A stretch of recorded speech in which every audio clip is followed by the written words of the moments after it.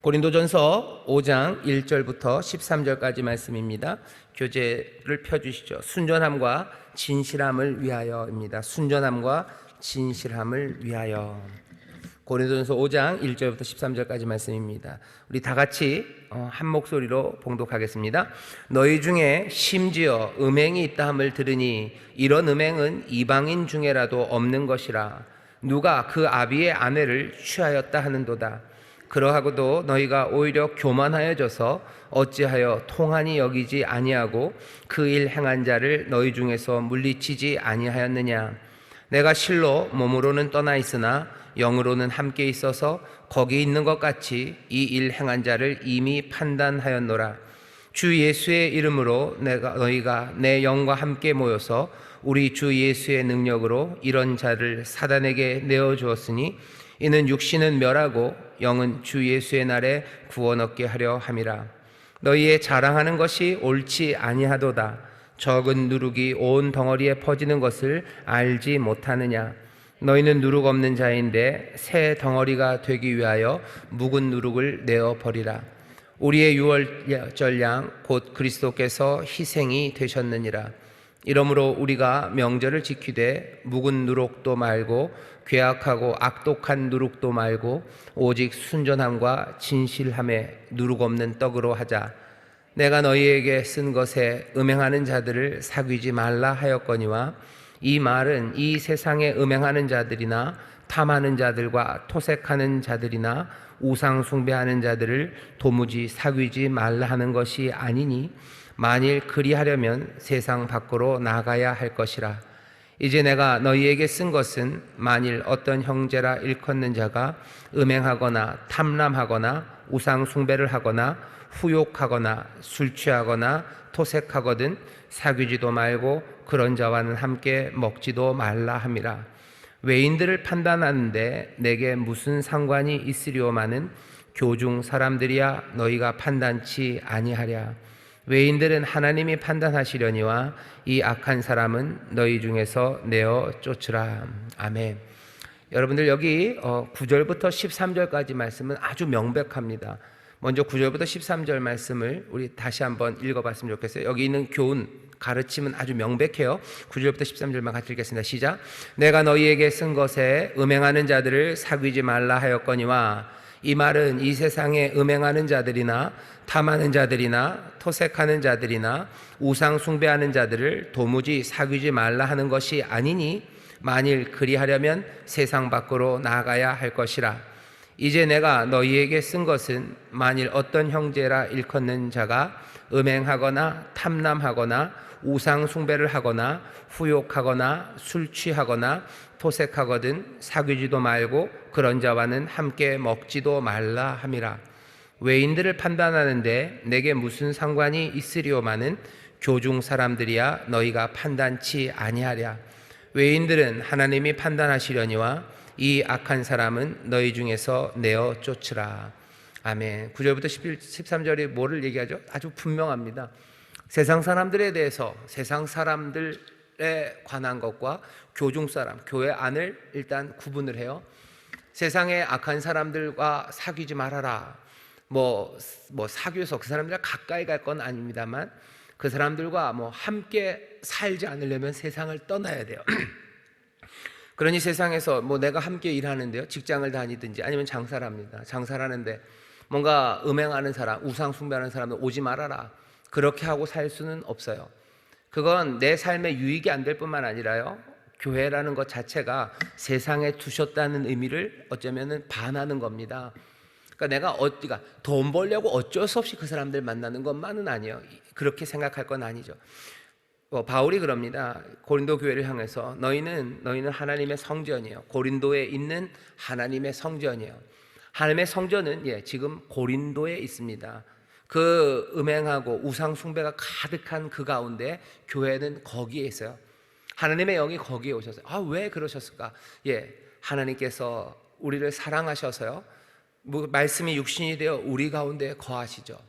말씀이 육신이 되어 우리 가운데 거하시고 어쩌면 그 불쌍한 사람들뿐만 아니라 죄악된 사람들과 함께합니다.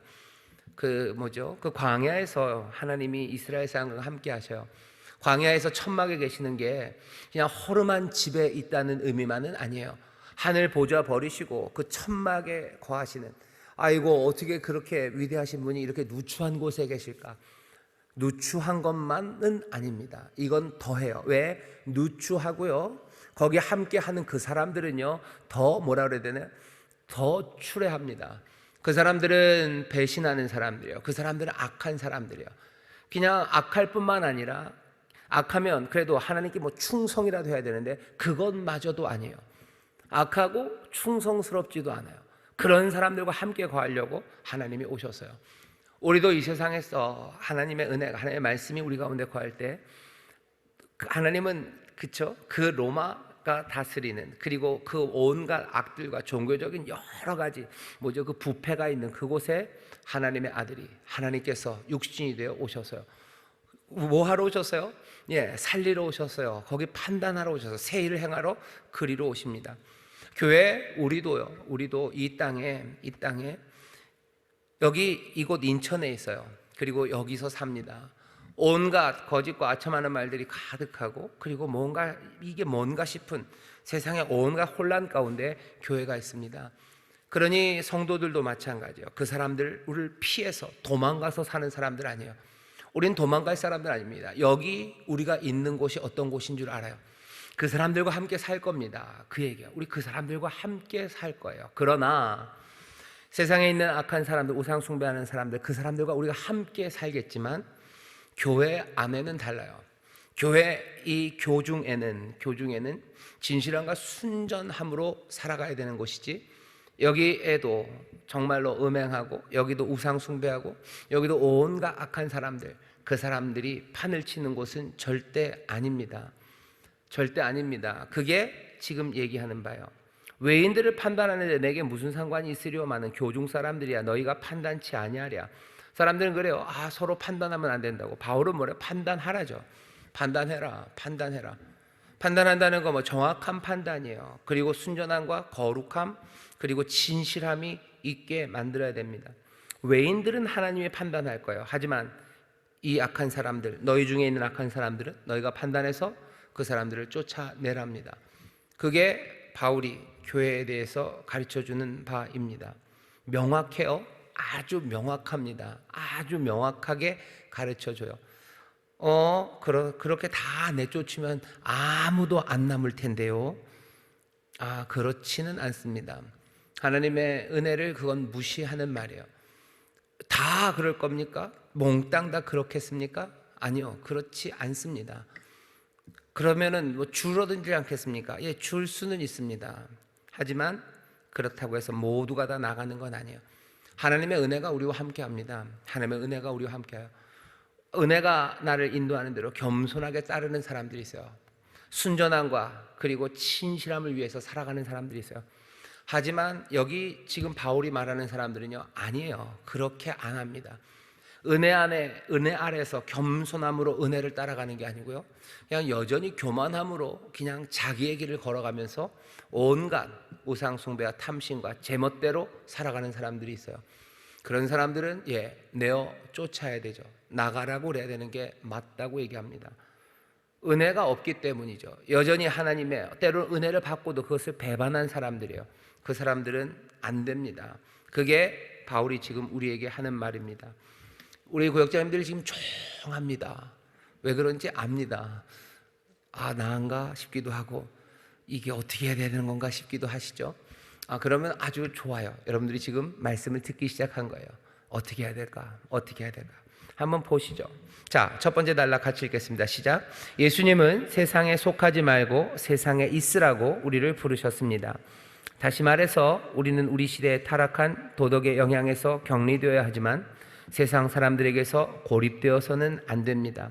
이 시대에 그리스도인인 우리 모두는 세상에서 도망치려는 마음과 세상에 빠져드는 마음 사이에서 방황하기도 합니다. 안타까운 현실은 많은 그리스도인들이 성령의 능력을 배제하고 순결하고 도덕적인 삶을 저버리고 타락의 구렁텅이에 빠지고 만다는 것입니다. 고린도전서 5장은 고린도 교인 중 한 사람이 그의 계모를 데리고 산다는 문제를 다룹니다. 바울은 매우 충격을 받았습니다. 죄인의 가증스러운 행위뿐 아니라 죄에 대한 교회의 관대한 태도도 질책합니다. 현대 기독교와 같이 다른 사람의 죄에 간섭하지 않는 것을 자랑스럽게 여기는 고린도 교인들의 자기 만족의 심각성에 대하여 심각하게 꾸짖습니다. 지금 고린도 교회는 문제가 심각해요. 뭐냐면 한 사람 얘기를 들었어요. 그 사람이 누구랑 사냐면요, 자기 아버지의 아내를 취했답니다. 그러니까 어머니예요. 자기 어머니랑 같이 살아요. 그냥 그 같이 사는, 같이 집에 산다는 게 아니에요. 부인으로 데리고 산다는 거예요. 어떻게 엄마를 그럽니까? 아마도 진짜 친엄마는 아니겠죠. 차마 그건 아니겠죠라고 생각은 하지만 어쩌면 그럴 수도 있겠다라는 생각까지도 하게 됩니다. 얼마 전에 우리를 황당하게 했던 술 취해서 그 말을 했는지 무슨 장모님한테 무슨 보낸 문자 이야기를 여러분들 들어보셨을 거예요. 그래요. 그런 일들을 합니다. 왜 그랬을까? 술 취해서 한 건지도 몰라요. 아니면 이상한 비디오를 보면서 그걸 보고 무슨 판타지를 가졌는지도 몰라요. 정말로 그렇게 말하는 사람들이 있다는 건 충격적입니다. 그런데 지금 21세기에도 그런데요. 여기 바울이 있는 이곳, 이 시대에도, 아니 그것도 교회 안에서 누군가가 자기의 아버지의 아내를 취해서 살아요. 아마도 계모일 겁니다. 아마도 자기를 낳아준 엄마는 아닐 겁니다 라고 믿고 싶습니다. 그런 상황이 벌어졌어요. 근데 거기서 끝나지 않아요. 거기에 대해서 고린도 교회가 아무 말도 하지 않아요. 이런 상황은 자기의 어머니와 같이 사는 건 고린도 문화 안에서도 이거 아슬아슬해요. 고린도 문화 안에서도 비난받을 만한 일인데 아무도 교회에서 거기에 대해 비난하지 않고 뭐가 하는 말이 없어요. 2절이죠. 그리하고도 너희가 오히려 교만하여져서 어찌하여 통한이 여기지 아니하고 그 일 행한 자를 너희 중에서 물리치지 아니하였느냐. 여기에다 교만하여졌다고 얘기를 합니다. 이 말이 좀 특별해요. 그냥 그 사람이 두려워서 상관 안 하는 게 아니라 고린도 교회는 어떻게 교만해져서 이 일을 한대요. 그러니까 더 심각합니다. 이런 상황이죠. 그냥 그렇게 말도 안 되는 악한 일을 한 사람이 있어요. 그냥 그 사람 건드리기 싫고 그 사람한테 말하기 싫고 니는 니고 나는 나고 그냥 니 교회 다니고 나 교회 다니면 되는 거지 내가 왜 거기에 그거 뭐하러 말하느라고 우리가 어려워할 필요 없으니까. 게다가 이 사람이 뭔가 좀 더 교회 지위가 많고 교회에 기여하는 바가 많으면 더더군다나 아무것도 못할 수 있어요. 하지만 지금 고린도 교회는 그 정도 상황도 아닙니다. 그보다 더 나빠요. 뭐냐면 교만하여져서요. 얼마나 교만해졌어요? 우리는 죄랑 상관없다는 거죠. 우리는 하나님께서 나를 구원하셨어요. 그러니 모든 것이 다 가해요. 모든 것이 다 가해요. 세상의 윤리 그런 거 별로 상관없어요. 우리는 하나님 앞에 구원받았고 하나님 안에서 자유함을 누리니 그냥 너희들보다 난 더, 그리고 세상 문화보다도 더 훌륭하고요, 더 안전하죠. 그러니 이런 일을 해도 별일 없을 거예요. 아무것도 아닌 것처럼 그렇게 살아가는 겁니다. 바울이 그걸 보면서 깜짝 놀래요. 그리고 이게 뭔가 싶은 거죠. 사실은 세상에 쉽게 동화되어 가는 거고요, 죄에 동화되어 가는 겁니다. 그리고 또 세상의 시각에 동화되어 갑니다. 세상의 시각에 동화되어 가요. 죄에 대해서 얘기할 필요 없다라는 거예요. 그러니까 죄를 짓는 것도 닮아가지만요, 죄에 대해서 말할 필요 없다라는 그 시각까지도 동화되어 가는 거예요. 네 인생은 네 인생이고 서로 그냥 참아주는 것, 그것이 고상한 거다라는 말에 그냥 넘어가는 겁니다. 세상에 쉽게 동화돼 버려요. 다시 세상의 죄를 따라갑니다. 뿐만 아니라 세상의 시각에도 동화되어 가요. 그게 바울이 지금 고린도 교회를 향해서 한심한 것 아니냐, 이게 도대체 뭐냐라고 지금 흥분하고 있는 내용입니다. 세상에 쉽게 성도들만 동화되어 가는 게 아니라 교회도 세상에 쉽게 동화되어 갑니다. 한 개인이 세상의 죄를 따라가요. 한 개인이 죄에 대한 세상의 시각을 그대로 받아가요. 한 개인이 그랬으면 교회 전체라도 뭐가 좀 있어야 되는데 아니요, 교회 전체도 그렇게 쉽게 동화되어 갑니다. 세상의 시각을 그대로 따라가요. 요즘 세상에서 제일 제일 센 건 뭐냐면요, 톨러런스입니다. 그냥 왜 갑자기 큰일 났네. 무조건 이런 건 다 코로나 백신 화이자 때문입니다. 머리가 뽀해지고 뇌세포가 여기가 없어진 것 같다는 느낌. 사람들은 그냥 다 그러니까 참아줘야 된다는 거죠. 톨러런스, 상관하면 안 돼요. 남들이 하는 거에 대해서 그냥 다 인정해줘야 된대요. 참아줘야 되는 거죠. 그게 최고의 가치예요. 참아주지 못하는 게 제일 못난 사람이에요. 그 사람이 가장 후진적인 사람이에요. 첨단에 있는 사람은 이런 걸 보고도 그래 그럴 수 있지. 저걸 보고도 그래 그럴 수 있지. 그 관이, 그 시각이 지금 세상에 다 덮여 있어요. 이건 늘 그랬었던 거냐? 태초에서부터 그랬었냐? 아니면 그게 오래된 진리냐? 오래된 진리 아닙니다. 누가 그럴 수도 있지라고 누가 그래요? 이건 잘못된 거고 이건 옳은 거고, 무엇이 옳은 건지를 사람들은 계속해서 찾아갔었던 거죠. 근데 결국 찾은 게 뭐냐면, 무엇이 옳으냐면요, 그냥 다 괜찮다가 옳다는 게 돼버렸어요. 그러고 나니 이젠 더 이상 옳은 걸 찾지 않아도 돼요. 아무렇게나 해도 그게 다 옳은 게 되는 거예요. 내가 좋으면, 나에게 적합하면 그것은 옳은 게 돼버려요. 그게 세상의 시각이 돼버렸습니다. 그리고 세상의 그 시각에 성도들도, 교회들도 쫓아가요. 그러니 고린도 교회에 있는 이 태도는요, 지금 현재 있는 태도와 다르지 않아요. 지금 톨러랑스를 얘기하고 포스트 모던을 얘기하고 하는 그 모든 것들이 사실은 어쩌면 예전서부터 우리 가운데 있었던 생각입니다. 예전에는 누구에게 있었어요? 교만한 사람들에게 있었어요. 하지만 그것이 이젠 일반화된 거예요. 예전에는 조금은 겸손한 사람들이 있어서 참된 것이 뭔지, 정말로 올바른 게 뭔지 그것들을 찾아가려고 했어요. 하지만 이제 모두가 다 교만해져서요, 그냥 내가 다 알아요, 그냥 나에게 적합한 그게 옳은 게 돼버린 거죠. 모두가 신이 되어버렸고 모두가 다 기준이 되어버린 그런 세상을 살아갑니다. 그게 지금이고, 지금 여기 고린도전서에서 말하는 상황입니다. 그렇게 우리가 쉽게 동화되어 가고 있죠. 그렇게 따라가는 교회들, 그러니 교회 안에서 야단칠 일이 없어요. 너는 그렇게 신앙생활하는 거나, 그것도 톨러런스, 그래 그렇게 그냥 잘 살면 되지. 나는 나대로 잘하면 되지. 너는 너대로, 나는 나대로. 그렇게 잘하면서 서로 용납해주면 돼요. 하나님의 은혜가 서로를 환대하고 영접하는 것을 이만큼 비틀어 놓은 거예요. 이만큼 비틀어 놓은 거예요. 죄인인 사람들, 못난 사람들, 그리고 의가 없는 자라도, 자랑할 만한 것이 없는 자라도 서로 환대하고 사랑하고 보살피라는 그 환대와 영접의 이야기가 아무리 아무렇게나 살고 죄를 지어도 뭐가 되는 거예요? 그냥 자랑하는, 그것들을 환대하는 것으로 완전히 뒤틀려 버린, 그러니까 다른 시각으로 살게 되는 그런 시대를 우리가 맞이한 겁니다. 순전함과 진실함을 말하는 사람들이 없어요. 순전함과 진실함을 찾으려고 겸손하게 무릎 꿇는 사람이 없어요. 신실함과, 여기 있는 제목에 순전함과 진실함을 위해서 살자라고 그러면 사람들이 그걸 비꼬아요. 어떻게 꽂는지 아세요?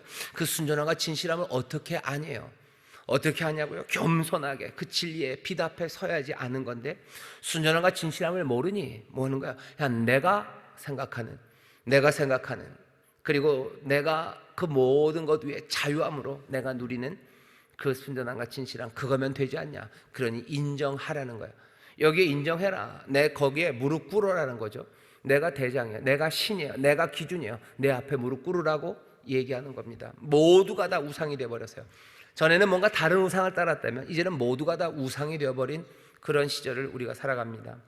구별과 고립, 이 세상에서, 그러니 구별되고 싶고 고립되고 싶어요. 하지만 그래도 구별되고 고립되지 말라고 하시는데, 그러면 동화돼야 됩니까? 아니요, 동화도 아닙니다. 그럼 도대체 어떻게 교회는 살아야 됩니까? 구체적인 모습은요, 하나님의 심판하심에 일단 맡길 것들은 맡겨야 돼요. 지난주 설교입니다. 우리가 싸울 수 없는 싸움들이 있어요. 우리가 판단할 수 없는 것들이 있어요. 그건 하나님 앞에 맡기고, 우리가 싸워야 되는 싸움, 우리가 해야 되는 일들은 적어도 이 교회 안에서 순전함과 진실함을 위하는 겁니다. 그러면 결국 개토가 되는 거 아닙니까? 우리만 고립되는 거 아닙니까? 아니요, 세상과 우리가 고립되어 있잖아요. 세상과 대화할 겁니다. 바울도 그러죠. 어디 도망가는 거 아니다. 세상에 전도할 거예요. 또 세상에 내어줄 수 있는 것들 내어줄 겁니다. 하지만 그것들은 하나님 앞에 꽤나 많이 맡길 거예요. 그들의 순전함과 진실하지 못함, 그것들 때문에 우리가 그것 어떻게 처리하려고 돌아다니는 것은 아닙니다. 세상은 그렇게 하면 바뀝니까? 하나님이 바꾸실 걸 믿어요. 그리고 우리는 어떻게 우리 안에 순전함과 진실함, 그것들을 하나씩 만들어 가면 됩니다. 세상을 바꾸려는 하나님의 프로젝트예요. 하나님은 그렇게 하시겠대요. 그렇게 하시고, 왜? 우리만 있는 게 아니라 세상을 바꾸신 하나님의 능력, 하나님이 세상을 바꿔 나가실 거고, 안 되면 하나님이 뽑아내실 겁니다. 하나님이 뽑아내실 거고, 하나님이 깨뜨리실 거예요. 아마 최후 마지막 날에는 훨씬 우리의 생각보다 많은 이들이 주 앞에 돌아오겠지만 결국은 깨지고 하나님이 부수시고 마지막으로 다 정리하시는 그날이 올 겁니다. 우리는 그렇게 낙관적이지만 않아요. 꽤나 많이 낙관적이지만 그래도 그렇게 낙관적이진 않아요. 세상 모두가 다 하나님의 구원을 받을 거라고 우리는 생각하지 않습니다. 그렇다고 비관적이지도 않아요. 애매하죠. 우리는 그 비관과 낙관 사이에서 살아갑니다. 생각보다 훨씬 더 낙관적이고요, 그리고 생각보다 훨씬 더 비관적인 사람들이 우리들이에요. 우리는 그런 사람들이에요. 세상에 결국은 깨질 것이 있다는 것을 우리는 확실하게 알아요. 그니 누구보다도 비관적이죠. 하지만 하나님의 은혜로 새하늘과 새 땅을 주실 것을 우리는 믿어요. 누구보다도 낙관적인 사람들이 우리들입니다. 그 비관과 낙관 사이에서 우리는 어떻게 해요? 교회 안에 있는 순전함과 진실함을 지켜나가요. 그러고서는 세상에서 도망도 안 가요. 그리고 거기에 있습니다. 그러니 세상이 이런 사람들을 좋아하겠습니까? 좋아하지 않습니다. 얄밉죠. 가버리든지 아니면 우리를 따라오든지, 가지도 않아요. 우리를 따라오지도 않아요. 그러면서 가장 비관적인 인간들이 또 가장 낙관적으로 노래합니다. 눈물로 기도하고 또 기쁨으로 찬송해요. 연약하고 그리고 부족한 사람들이 능력의 말들을 해대기 시작해요. 그리고는 잘 죽지도 않아요. 바퀴벌레보다 더 안 죽습니다. 우리는. 그러니 세상이 미워하죠. 그리고 또 다른 말로 하면 감당할 수 없습니다. 믿음의 사람들 승리하기도 하고 지기도 해요. 하지만 믿음으로 나갑니다. 세상이 감당합니까? 감당 못합니다. 우리는 그렇게 살아가는 사람들이고요, 그 삶의 큰 그림이 여기 지금 하나의 윤리적인 문제에 딱 집중이 되어 있는 거예요. 그럼 이 사람 어떻게 해야 됩니까? 당연히 이 사람은 지금 밖에 있는 사람 아니에요. 이 안에서 그렇다면 순전함과 진실함을 위해서 이것들은 뽑아내줘야 돼요. 밖에 내둬라. 그 다음에 하나님이 어떻게 하실지 그건 하나님이 알아서 하실 거고, 여기 우리가 해야 될 일들은 이 안에 순전함과 진실함을 지키는 일이라고 우리에게 바울이 알리고 또 주님이 알려주십니다. 세상에 쉽게 동화되면 곤란합니다. 동화되면 세상이 자랑하는 사람들과 그리고 교회들이 있어요. 잘못된 교리로 자랑을 강화하죠. 세상을 따르면서도 오히려 당당한 사람들이 있습니다. 지금 여기 고린도 교회가 그래요. 두 번째 단락 같이 읽겠습니다. 시작. 고린도 교회는 이런 음행을 두고 통곡하고 그 행위자를 쫓아내는 것이 마땅하였습니다. 그러나 그들은 도리어 영적 부요함으로 부풀어 있었고 교만이 넘쳤습니다. 원래 영과 육을 구분하는 이원론적 사고방식을 가진 고린도의 헬라 그리스도인들은 성령의 은사들을 받고는 그들의 영혼이 벌써 구원을 완전히 받아 썩어질 육신의 제약을 완전히 벗어난 것으로 생각했습니다. 따라서 이를 굳게 믿고 있는 한 사람은 거리낌 없이 근친상간의 폐륜을 저질렀고, 그것을 본 고린도 교회는 그것이 얼마나 심각한 잘못인지에 무감각한 채 자신들의 영적 구원과 영적 자유를 뽐내며 육신의 타락을 아무렇지 않게 두고 지켜본 것입니다. 그러나 바울은 그들의 음행과 교만의 판단을 내렸습니다. 그는 하나님이 사도와 마찬가지로 이런 심판을 할 수 있는 권위를 교회에 주셨다고 가르쳤습니다. 그리고 고린도 교회가 이미 그 회개하지 않는 죄인에 대해 적절한 행동을 취했기를 바랐습니다. 그러나 그들이 적절한 교회의 역할을 실행하지 못했기 때문에 바울이 사도의 권위로 개입하겠다고 결심한 것입니다. 교회는 교회의 순결을 지키고 회개하지 않은 죄인들을 회복시킬 목적으로 그들을 견책해야 할 의무와 권위를 가지고 있습니다. 바울은 우리 주 예수의 이름으로 판결을 내렸습니다. 그들이 주 예수님의 이름으로 모였기 때문입니다. 네, 거기에요. 동화됨을 자랑하는 사람들, 잘못된 교리로 오히려 자랑을 강화하는 사람들, 세상을 따르면서도 오히려 당당한 사람들, 이런 사람들을 교회가 가지고 품고 있어야 되나? 그건 아닙니다. 잘못하고 부족해서 세상을 따를 때가 있어요. 하지만 교만한 마음으로 그것을 당당하게 자랑하는 대신에 하나님 앞에 연약함을 고하며 회개하고 내 삶을 정말로 말씀대로 살기를 구하는 이들이라면 얼마든지 교회는 격려하고 또 함께 기도하고 함께 돕고 또 함께 울 준비가 돼 있는 사람들이 교회입니다. 하지만 세상을 따르면서도 오히려 당당한 사람들이 있어요. 그 사람들, 잘못된 교리로 자랑하고 그것들을 강화하는 사람들, 그 사람들까지 교회에 있어야 될 이유는 없습니다. 거기에 대해서 판단 내리지 말아라. 왜 형제를 판단하냐라고 예수님 만들었을 때 그 판단과 지금 여기 이 이야기는 전혀 다른 이야기예요. 전혀 다른 이야기예요. 내 눈에 있는 들보는 보지 못하고 형제 눈에 티를 보면서 남들 비판하고 남들 판단하면서 그것으로 높아지려는 사람들이 있어요. 네보다 내가 낫다는 거죠. 그러면서 판단하는 사람들, 그거 하지 말아라. 그런 일 하지 말아라. 하지만 여기 있는 건 그 얘기 아닙니다. 어쩌면 그렇게 하는 사람들에 대해서 사실은 예수님 판단하는 거죠. 형제를 판단하는 사람들, 그거 안 된다고 사실은 판단하고 계신 거예요. 그러면 예수님도 판단하시는데, 그러면 예수님은 판단하지만 우리는 못하는 거, 우리는 못났으니? 아니요. 예수님도 주 예수의 이름으로 우리도 판단합니다. 잘못된 것들에 대해서, 세상을 따르면서 오히려 당당한 이들에 대해서 판단하는 일이 중요해요. 판단하기 시작하면, 제대로 판단하기 시작하면 그것이 교훈과 가르침이 됩니다. 교회가 분명히 보여줄 수 있어요. 이게 뭐라는 걸 모든 성도들에게 보여줄 수 있고, 그리고 또 자라나는 다음 세대들과 이제 믿기 시작한 사람들에게 보여줘요. 교회의 교훈과 가르침은 이거구나 하는 것을 판단으로 가르칩니다. 제가 몇 번 얘기했는데, 제가 광성고등학교를 나왔습니다. 거기 미술 선생님이, 제가 다닐 때 미술 선생님이 계셨는데요, 굉장히 유명한 화가였었대요. 정말 그림을 잘 그리셨다는데 국전에 나갈 때마다 좀 떨어지셨대요. 근데 그쪽 얘기로는 국전에 그 심사위원들이랑 관계가 별로 안 좋고 거기에 뭘 좀 아부를 했으면 얼마든지 잘 될 수 있었는데, 이 양반이 그게 너무 싫은 거예요. 그래서 그런 거 하나도 안 하다가 그냥 소위 말하는 미술계 쪽에서 별로 미운 털이 바뀌어서 일로 오셨어요. 그러지만 할 게 별로 없죠. 그래서 광성고등학교에서 왜 받아주셨을까? 미술 선생님으로 계셨어요. 그래서 미술부 애들 가르쳐서 대학도 보내고 그러는데 수업 시간에 들어와서는 아무것도 안 하셔요. 맨날 술만 먹고요. 들어오면 술 냄새가 팍팍 납니다. 팍팍 나요. 그러니까 술 냄새 나고 매일 술 취해 계시고 그러셨어요. 가르친 거 아무것도 없어요. 그런데도 딱 하나 해요. 그리고 맨날 그림은 무슨 추상화 같은 거, 추상 그런 것만 시켜요. 자기가 그거 하니까요. 그리고 나서는 아무것도 안 하는데 그냥 딱 그것만 해요. 점수만 줘요. 점수만. 중간고사, 기말고사 때 점수만 주십니다. 그럼 우리가 저희들이 뭘 알아요? 반추상, 추상 압니까? 그냥 막 그리는 대로 그리죠. 그리고 나서 이제 점수를 주면 보면 다 비슷비슷한 것 같은데 몇 개만 점수를 잘 주셔요. 몇 개는 잘 줘요. 나머지는 그러니까 딱 점수는 2개예요. A 동그라미 아니면 A 뿔뿔입니다. 그런데 중요한 건 A 뿔뿔을 받아도 절대로 술을 못 받아요. 왜냐하면 실기가 90이고 필기가 10점인데요. 필기 10점에 있는 문제 하나는 아무도 못 맞히는 문제를 꼭 하나씩 내요. 그러니까 몽땅 다 잘해봐야 89점이에요. 그러니 아무도 술을 못 받아요. 하지만 그 동그라미 받은 녀석들은 나머지 9문제는 또 어마어마하게 쉬워요. A 동그라미 받은 애는 다 수예요. 나머지는 죽었다 깨도 못합니다.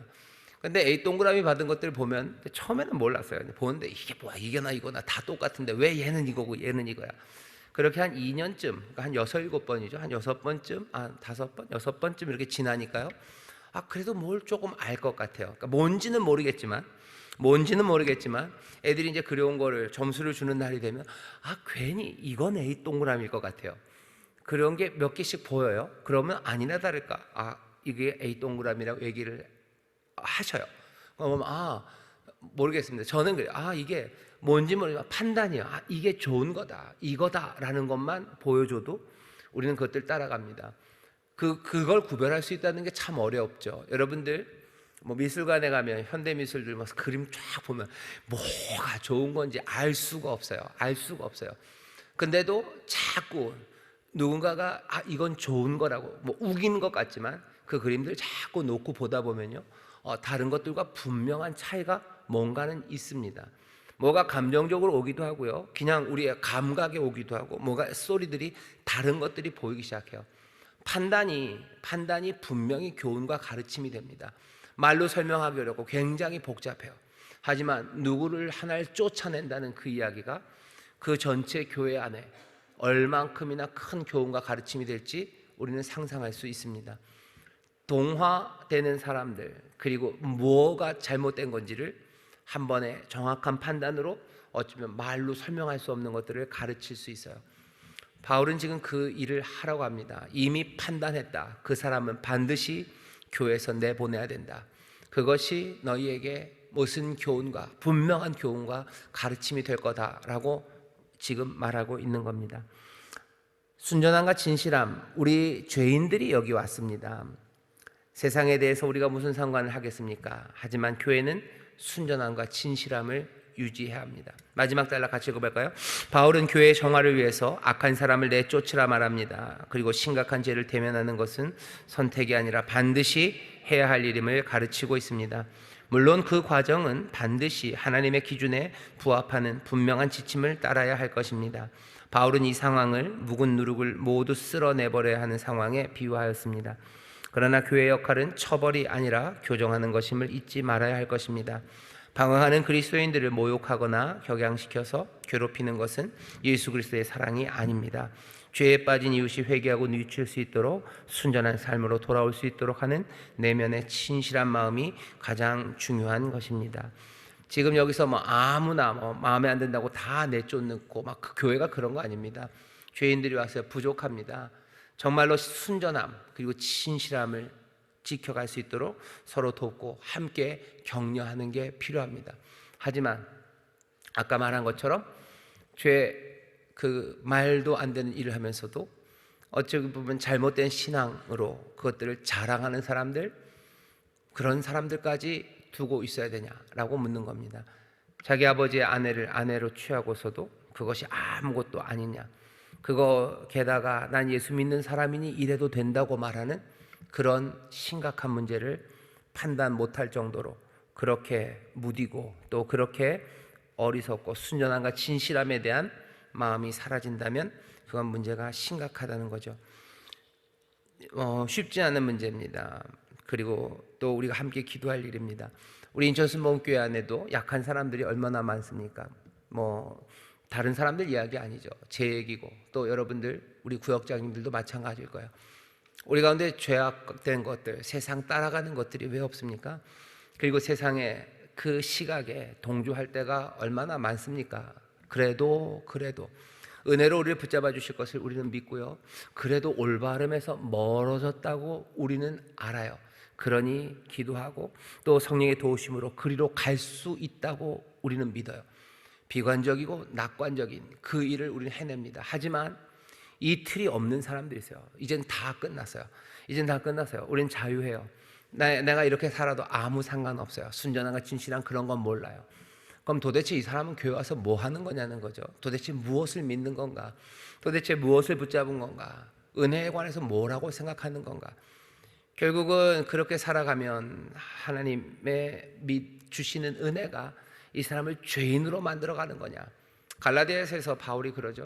결국 그러면 그리스도가 너희를 죄인 만드는 거냐? 그리스도가 너에게 구원과 은혜를 주셔서 너희를 죄인이 되게 하시는 거냐라고 묻는 겁니다. 죄인이 된다고 얘기할 때는 뭐예요? 여전히 그 기준이 있다는 거예요. 예수 믿는 사람이 돼서 기준이 사라졌다는 거 아니에요. 예수 믿는 사람이 되면 그 기준으로 갈 수 있는 능력을 주시고요, 그 기준에 모자라도 하나님의 위로와 그 용서 가운데 일어설 수 있는 힘을 주시는 거지, 예수 믿는다고 해서 그 기준이 사라져버리는 게 아닌데, 그 기준이 사라져버리고 나는 다 구원받았으니 아무렇게나 살아도 된다고 하면서 세상에서도 할 수 없는 일들을 하는 사람들, 그 사람들이 교회에 있어야 되느냐를 묻는 겁니다. 순전함과 진실함을 지키는 일, 이 일이 우리 가운데 쉽지 않지만 우리 사랑하는 성도 모두가 정말로 우리가 죄인 맞아요. 부족한 사람들 맞습니다. 하지만 목표, 순전함과 진실함을 향해서 걸어가는 사람들이에요. 연약하니 비관적이나 그 순전함과 진실함에 이르게 하실 것을 믿는 그 낙관을, 그 믿음과 소망으로 우리는 그 길을 걸어가는 사람들. 하지만 이 모든 길들을 철저하게 다 비난하고 우습게 여기고 아무것도 아니냐, 자기가 잘났다는 사람들, 그 사람들까지 교회가 붙잡고 있어야 될 이유는 없습니다. 그래야 이 길이, 우리가 믿는 신앙의 길이 더 분명하게 가르쳐지기 때문입니다. 한 걸음 내딛기 같이 읽어볼까요? 시작. 교회 안에 있는 다른 성도의 잘못에 대해 말하는 것이 어렵습니다. 하지만 사실은 쉽습니다. 뒤에서 수근수근 거리는 것이지요. 정면에서 잘못되었음을 말하고 돌아서게 하지는 않으면서 말입니다. 최악의 경우입니다. 조심스럽게 사랑으로 권면하여 돌아서게 되는 간증이 넘치는 교회가 되기를 바랍니다. 그런 경험들을 이야기해 봅시다. 지난주 설교 내용이에요. 그냥 뒤에서만 말합니다. 수군거리죠. 말쟁이처럼 말하죠. 그러니 교회에 약간 문제 있는 사람들이 있는 게 어떤 사람들은 더 즐거운 사람들이 있어요. 하지만 그건 아닙니다. 잘못되었으면 가서 함께 순전함과 진실함을 향해서 나가자고, 그 잘못된 누룩들을 버리자고 말하고, 또 그것에서 변화가 일어나는 그런 교회가 돼야지, 그것들을 보고 그냥 넘어가고, 아니 오히려 그것들을 더 즐거워하고 또 그것 안에서 뭔가 더 우월감을 느끼고 하는 그런 일들이 일어난다면 그건 그리스도의 몸이라고 말하기가 어렵습니다. 두 번째, 한 걸음 내딛기 같이 읽어볼까? 시작. 그런 일이 없기를 바라지만 퍼지는 누룩을 막기 위해 교제를 금지하고 교회에서 나가게 하는 일은 필요합니다. 하지만 실제에 있어서는 굉장히 어렵고 드뭅니다. 왜 그럴까요? 이런 치리가 우리 교회에서도 가능하려면 어떤 준비가 필요할까요? 이거는 교회 안에 서로에 대한 신뢰입니다. 서로에 대한 신뢰가 필요해요. 그리고 우리가 한 목표를 향하고 가고 있다는 확인이 필요합니다. 교회는 순전하고 그리고 진실함을 위한 곳이라는 것이 확인돼야 돼요. 우리는 예수 따라가는 거고 그리고 하나님의 의를 따라가는 이들이라는 것이 서로 확인되고 그것이 신뢰돼야 돼요. 안 그러면 교회는 와서 내가 원하는 거 아무거나 할 수 있는 곳이 되어버리면, 아무거나 할 수 있는 곳에서 아무거나 하는데 무슨 상관입니까? 하지만 교회가 한 몸이고요, 한 몸이 부르심을 따라서 순전함과 진실함으로 나가고 있다는 것이 서로 확인될 때 아마 이런 치리가 가능할 겁니다. 교회는 자기 목적을 위해서, 자기 자랑하기 위해서, 자기 만족을 위해서 만들어지는 곳은 아닙니다. 교회는 그리스도의 몸이고요, 이 땅에 분명한 부르심이 있고 걸어가야 할 길이 확실한 그런 생명입니다. 그 교회가, 우리 인천순복음교회가 계속 순전함과 진실함을 향하여 함께 걸어가고 있음을 우리가 모두가 다 서로 확인할 때 아닌 사람들을 끌어들일 수 있어요. 아닌 사람들 오라고 기도하고 오게 할 수 있어요. 그리고 그래도 안 되는 사람들 정리할 수 있습니다. 그래야 교회는 온전해지고 그래야 하나님의 영광을 위해서 쓰임 받을 겁니다. 나간 사람들 어떻게 됩니까? 알아서들 잘들 사시겠죠. 바라는 건 하나님께서 다시 부르실 것을 기대하죠. 하나님께서 다시 은혜를 주실 것을 기대하고 하나님이 세상을 판단하시듯 아마 판단하실 겁니다. 그 판단이 꼭 죽음의 판단이 아니기를 바라고 또 아니기를 또 기도합니다. 많은 교회 안에 그런 사람들이 계속 있어야 되는 건 아닙니다. 교회는 그리스도의 몸이기 때문입니다. 다시 한번 성도 여러분들, 우리 구역장님들 서로 보시면서요, 우리가 정말로 순전함과 진실함 함께 구하는 사람들, 그 사람들 되는 거 확인하면 돼요. 부족합니다. 거기에서 부족하지 않아요. 하지만 부족하니 은혜를 구하고, 부족하지만 우리에게 보이신 진리 그리고 빛의 인도하심을 따라서 함께 걸어가는 우리 모두가 되기를 주의 이름으로 축원합니다. 제가 기도하겠습니다. 하나님 감사합니다. 교회가 그리스도의 몸입니다. 우리 인천순복음교회, 여기 인천에 두신 하나님의 성전입니다. 하나님, 예수 그리스도 우리의 머리시고 우리 몸입니다. 부족하지만 하나하나 지어져 가고 더 온전해져 가는 교회입니다. 서로 연락하고 상합하여 견고하게 지어져 가는 교회입니다. 아버지 하나님, 우리의 연약함을 우리가 아나 또 우리에게 역사하시는 그 은혜의 위대하심을 우리가 붙잡기에 믿음으로 소망으로 순전함과 진실함을 향하여 걸어갑니다.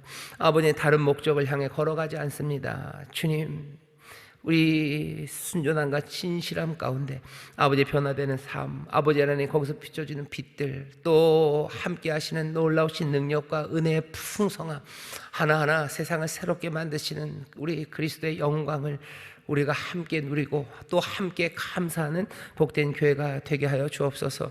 아버지 하나님, 누구도 아버지 하나님 악을 자랑하는 이들 없게 하시고, 아버지 하나님 우리 가운데 있는 악을로 인하여 함께 아버지 하나님 경계하며 함께 위하여 기도하며 아버지 함께 몸부림치며 떨어내기 시작하는 우리 교회 될 수 있도록 주님 도와주옵소서.